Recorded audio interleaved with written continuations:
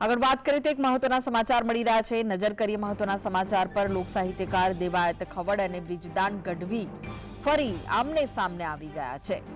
મહત્વના જે સમાચાર, દેવાયત ખવડની ચેલેન્જ બાદ બ્રિજરાજે વળતો જવાબ આપ્યો છે। મોરે મોરો થવા માટે હું તૈયાર છું તેવું બ્રિજરાજ ગઢવીનું કહેવું છે। તમે કહેશો તો તે રીતે મારી તૈયારી છે તેવું બ્રિજરાજ ગઢવીનું કહેવું છે। આમને સામને આવી ગયા છે બંને। હું યુવાનોને બગાડતો નથી તેવું પણ બ્રિજરાજ ગઢવીનું કહેવું છે।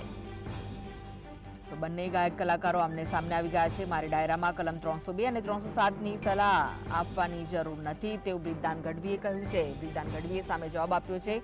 બ્રિજરાજના જવાબ બાદ વિવાદ વકરવાની ભીતિ સેવાઈ રહી છે। તો અગાઉ લોક સાહિત્યકાર દેવાયત ખવડે બ્રિજરાજ પર કોમેન્ટ કરી હતી, ત્યારે પણ વિવાદ થયો હતો ને। જ્યાં પેટમાં દુખતું હોય અને જ્યારે દુખતું હોય ત્યારે સામ સામે આવી જજો તેવું દેવાયત ખવડે કહ્યું છે। તો મારી ફૂલ તૈયારી છે, મોરે મોરો આવવા દેજો તેવું દેવાયત ખવડે કહ્યું હતું। સામ સામે મોરો આપીને પછી માપી લઈએ કે કોણ કેટલા પાણીમાં છે। દેવાયત ખવડની બ્રિજરાજ પર કોમેન્ટ બાદ મામલો ગરમાયો હતો।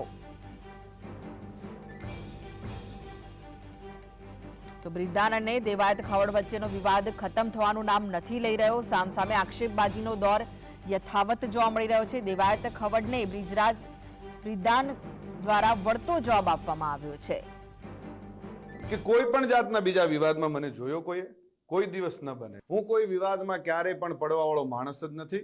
હું આ બધી બાબતથી બહુ પર રહેવા વાળો માણસ છું। આ ભાઈ છે ને, એને ખૂબ મારા ચાળા સમાધાન પછી કર્યા છે, પણ જેટલા સહન થતું હતું ત્યાં સુધી સહન કર્યું છે। પછી સહન થાય એવું નહોતું એટલે જવાબ દેવો ખૂબ જરૂરી હતો અને એને જ દીધો છે। આ પાક્કું હજી કહું છું કે 2025નું એને જ કીધું છે મેં। એમાં હજી હું કહું છું, રિપીટ એન્ડ રિપીટ કહું છું કે એને જ કીધું છે અને એને જે મજા આવે એને એ છૂટ છે। એને બહુ મોરે મોરાનો શોખ છે, તો એને છુપા એના એડ્રેસ રાખવા પડે છે, એને છુપી રીતે રહેવું પડે છે। હું જ્યાં રહું છું, જે જગ્યાએ રહું છું, જગ જાહેર રહું છું। અને બીજું હું પચાના ટોળા લઈને નીકળવા વાળો માણસ નથી। હું એ બીકણ માણસ નથી। મારે કોઈ બોડીગાર્ડોને બધાને કોઈ કોન્ટ્રાક્ટ ઉપર રાખવા પડતા નથી। આપણે રાખવા પડે છે। આપણે 50 100 જણાને છેલ્લા કાર્યક્રમમાં આપણે 200 જણાને લઈને ગયા હતા, એ ખ્યાલ છે ને? એટલે એ બધું આપશ્રીને શોભે છે, આપશ્રીને કરવું કોઈ વાંધો નહીં। હું ને મારો ડ્રાઈવર વધીને કોઈક એકાદો ભાઈ કદાચ કોઈ ભેળો હોય તો અમે એટલા જ હોય છે। ગમે ત્યારે મજા આવે ત્યારે મોસ્ટ વેલકમ છે। હું ઈશ્વરદાનનું લોહી છું ને મને મારા બાપનું લોહી છું એનું ગર્વ છે। આપને જે હશે આપને મુબારક। આપ શું કહેવાઓ છો અને ગુજરાતના મીડિયામાં આપ શું કહેવાઓ છો એ ખ્યાલ છે। એટલે રાખી સાવંત, હું આપને વધારે કાંઈ નહીં કહું।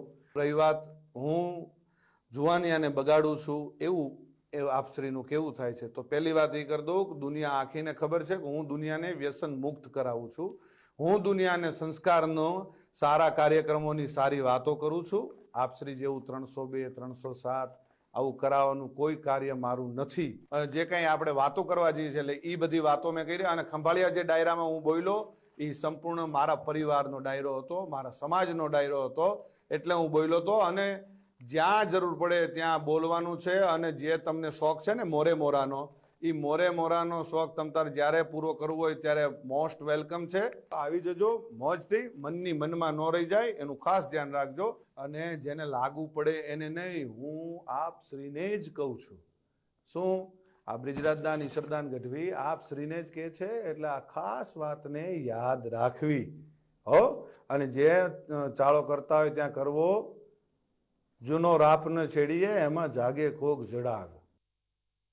કોઈએ નહોતું કીધું ફલાણો મને કહેતો હતો તું ઊંચો હાથ કરીને, કોઈ આમાં હતા જ નહીં, એને જ ઉપાડો હતો। એટલે ઓલો બિચારો હાથે ઊંચો નથી કરતો, હું બેઠો છું। હવે તું તારું ધ્યાન રાખ ને યાર। આ મારી ઓપનમાં ચેલેન્જ છે તને। આ ફિલોસોફી બંધ કરી દે ભાઈ। માયક હાથમાં ગમે ત્યાં કોકનું આયોજન, કોકના મંડપ, કોકના ગાડલા, કોકના માયક, અને ક્યાં દાદાગીરી કરવાની જરૂર છે? આ ઓપન ચેલેન્જ છે મારી આ માધ્યમથી કે જ્યાં પેટમાં દુખતું હોય, જે રીતે દુખતું હોય, તન મન ધન, અને અહીંથી માતાજીને સમજો હામયું કરવાનું હાલું તો બસ। ફૂલ તૈયારી છે. મોરે મોરો આવવા દો અને મોરો મારો મારી સામે સામે મોરો આપી અને પછી માપી લઈ આપણે કોણ કેટલા પાણીમાં છે યાર.